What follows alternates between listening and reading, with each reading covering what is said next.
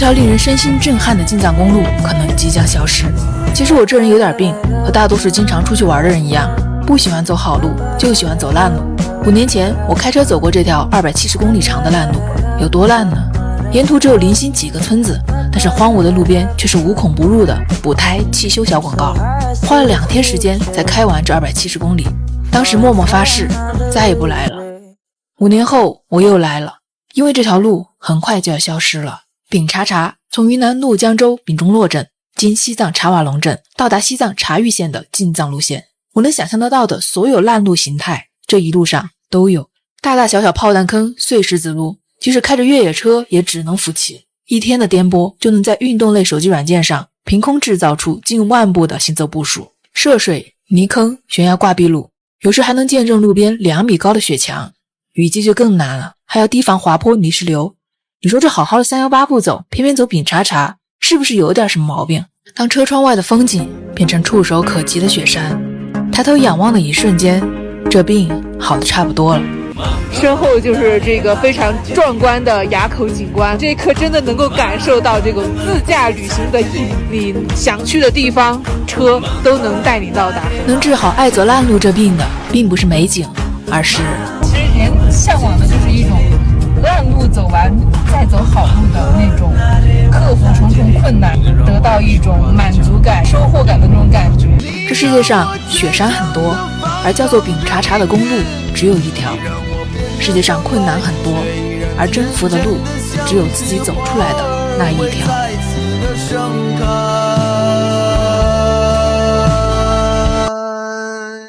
我居然在西藏探访到一位出生于原始社会的老人，还吃了一顿他做的饭。中印边境上的猎人部落究竟是怎样的？自驾藏地之巅，探秘遗忘的秘境。今天我要去拜访一位猎人朋友和他的奶奶。也许有人会疑惑，西藏怎会有猎人部落呢？不都是广袤的草原、连绵的雪山、放牧为生的牧民吗？其实喜马拉雅山脉东部有一块与印度、缅甸相邻的宝藏之地，遍布密林与河流，四季温润。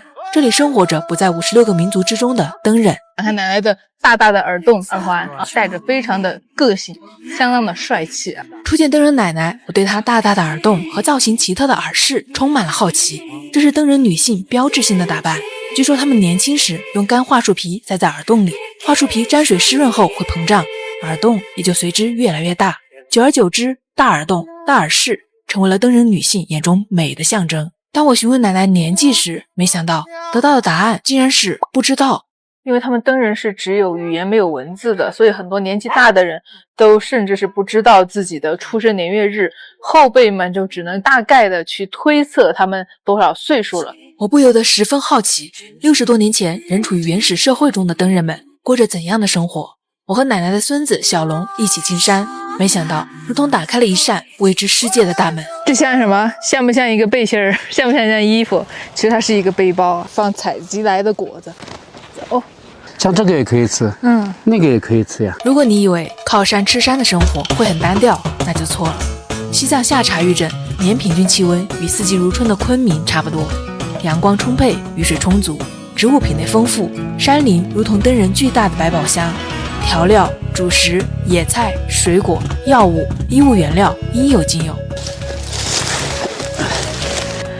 这种植物真不容易被发现啊。这个就是以前最常见的食物之一，直接蒸着吃也可以，煮着吃也可以。你要注意这个，看看这个东西有没有这个东西存在。哦，这种这些东西一样的，不愧是山中猎人哈，这种就是非常隐蔽的食物都能被发现。这个会爆浆哎！我在户外看到我都不会吃它，我都不觉得它能吃，结果它吃到嘴里非常甜。我们把这个称为狗熊的玉米。狗熊会吃这个？对，这能吃吗？果子没吃过，狗熊都能吃，人应该能吃吧？吃一个甜甜的啊！刚吃到嘴里有一点清甜的味道，后劲麻麻的，好复杂。难怪他们不吃啊，感觉不妙，会不会中毒了？这种野花椒树一靠近就有一股很香很香的味道，感觉靠近了一锅麻辣火锅一样，流口水了。这是解毒的作用。这个有解毒的，赶紧吃一点。我说多吃一点吧。解毒太好了。拉肚子或者是胃胃不舒服。对，煮着这个喝。这个老了以后做绳子是最好的，这个是管很多，管一辈子。你看这种围栏，就是他们用我们刚刚路过的那种藤蔓把它当做绳子，是最原始的，不需要现代化工业化的东西。以前灯人并不善农耕，生活所需全部来自于山林间打猎与采集，与山林为伴，不强悍如何生存？刀对于灯人来说非常重要，素来有配刀的习俗，有时甚至睡觉时也刀不离身。刚开始见到身背大刀的灯人，说实话我有点害怕。一起进趟山，我才发现这大刀真是好东西，不仅是他们吃饭的家伙，也是灯人民族的符号。解放后，灯人首领还曾带刀坐飞机去北京，成为一段传奇。这种是纯野生的，纯野生的这种。对，它这个是吃起来很麻的。这个就是实在没有食物吃的时候也要吃这个。对，没有办法。以前这个都找不到，很难找到，都被人采完。现在的满山都是，现在都多了，没人吃这个。那像以前吃的那些食物，是主要都是从山里面去采一些果子采来吃，野菜。以前的人喜欢住的地方就是比较半坡上面，住的地方一定会选择在最高处，不是防人，就防野兽的那种，特别是狗熊和这个猴子。你见过狗熊吗？见过啊。我们在快接近原始森林的地方，突然发现了一处简陋的棚屋。难道现在还有过着原始生活的人？有些老人的话，就是比较安静的时候，他就住着一个人这样。就是自己做饭，想睡觉睡觉，这样住的很多。这样老人都是这样。他下面住的时候来了，家里人太多有，他就喜欢跑到这样有他一个人住着，自己煮饭。可能这里也是老一辈，他们父辈住过的地方，然后很多父辈的那些坟地可能就在这附近，他就虽然搬下去了，还会经常回来，就是偶尔来住一下的，就好像是像我们的避暑啊，或者是过冬房之类的，来享受山里的清静的时候来住一下的。无论灯人的生活怎样变化，无拘无束的山林在灯人们心中永远占有一席之地。这个是干嘛知道吗？比如说所有的基本上的，比如说木类的东西都用靠这个东西。比如说房子建房的时候，木头是一片一片的嘛，是吧？有的是这个炸出来的，直接这样敲进去，这样子去劈柴，是不是？房子围栏都是用这个开出来的。因为山里面它没有那个像铁锤啊之类的，是吧？没有，它就是拿木头来做的工具。这个还真的是第一次见到哎。开山锤。以前居住在山林中的灯人，现在已经全部迁移到山下的河谷平地。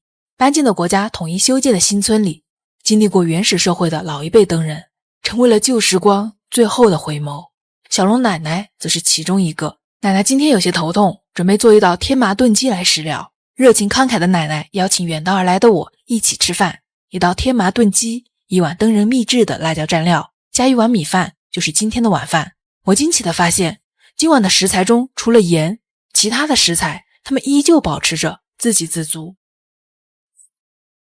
好好喝，这是灯人他们传统的吃饭的方式，就是基本上席地而坐啊，把菜都放在地上，然后用手抓着菜和饭一起吃。会不会感觉手抓着吃香一些？直接跟食物接触要香一些啊。就是很多人没试过，但是你试了之后你就知道，但手直接接触食物呢，就能感受到这种食物的这种手感，比如说它的火候怎么样，是不是？